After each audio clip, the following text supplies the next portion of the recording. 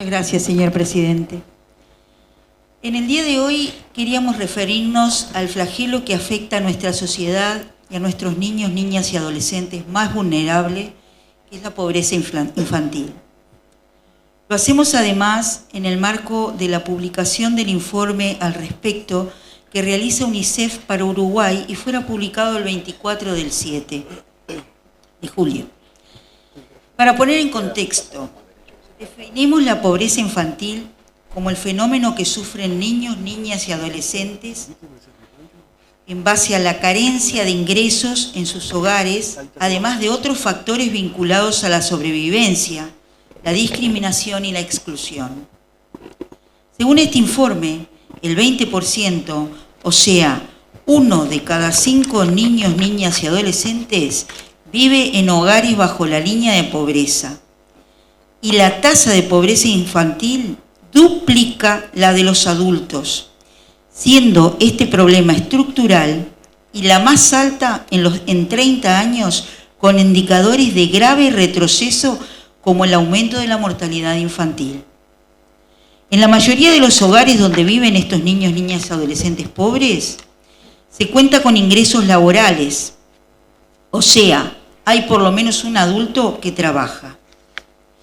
Pero estos salarios son muy bajos, ya que en la mayoría de los casos tienen dificultad para integrarse al mercado laboral o lo hacen informalmente, ya sea por brechas educativas, dificultad para conseguir empleo de calidad y para conciliar el trabajo remunerado con los cuidados.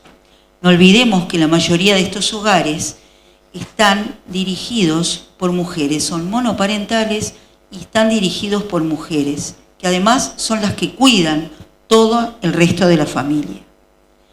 Por consiguiente, los ingresos no alcanzan para satisfacer las necesidades básicas hogareñas, y si bien existen transferencias monetarias, estas resultan altamente insuficientes. Tener en cuenta que el promedio de transferencia monetaria por hogar es de 5.700 pesos. Y el promedio de los salarios en estos hogares no sube de los 15.000 pesos. Esta falta de recursos repercute en forma directa en las condiciones de vida de los hogares pobres con niños, niñas y adolescentes. Y son ellos los que enfrentan la mayor inseguridad alimentaria, carencias en la vivienda y nivel educativo bajo. Según el Instituto Nacional de Estadística, se calcula que son 157.000, un poquito más o un poquito menos, los niños, niñas y adolescentes que viven bajo la línea de pobreza. Más de la mitad de ellos padecen inseguridad alimentaria moderada o severa. A su vez, el 39% de estos niños, niñas y adolescentes viven en residencias en alto riesgo sanitario o de construcción y el 18% en asentamientos irregulares.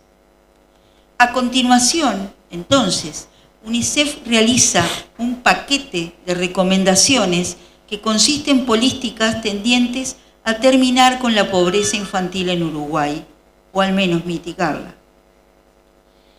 Uno de los puntos es ampliación de las transferencias monetarias. El otro, la ampliación de políticas para mejorar la inserción laboral de los adultos de estos hogares. Implementación de cuidados, de políticas de cuidado y vivienda con foco en la infancia. La pobreza infantil es un mandato ético. Por tanto, su resolución requiere de amplios acuerdos y voluntad política para el diseño que realice políticas de Estado que prioricen este gravísimo problema con un enfoque integral, haciendo foco en la niñez y la adolescencia y su entorno. Es necesario dejar de lado actitudes miserables que solo cuentan votos o chicanas, como señalar el trato y discusión del problema como un acto de politización del mismo, en vez de abocarse a la resolución del problema, pudiendo hacerlo. Mientras estos niños, niñas y adolescentes continúan sobreviviendo, en vez de vivir y desarrollarse, la Ley de Garantías de la Infancia, por ejemplo, que propone optimizar los recursos ya asignados, duerme en el Senado en un cajón a espera de ser votada.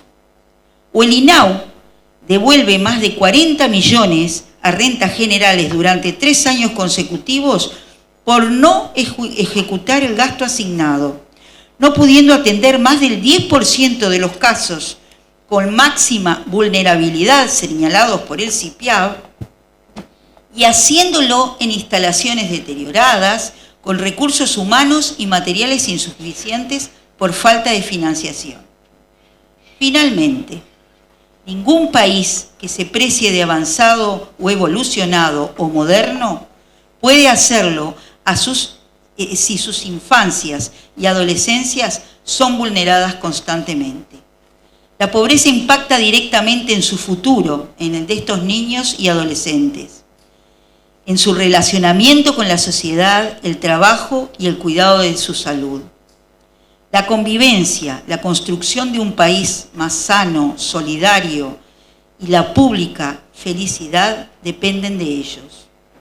Exhortamos a todos los actores políticos y al gobierno que tengan una actitud madura y generosa con el fin de sentar las bases para construir una política de Estado en base a un acuerdo nacional que garantice la resolución real e impostergable para este flagelo que hipoteca el futuro de nuestras infancias y adolescencias y del país todo.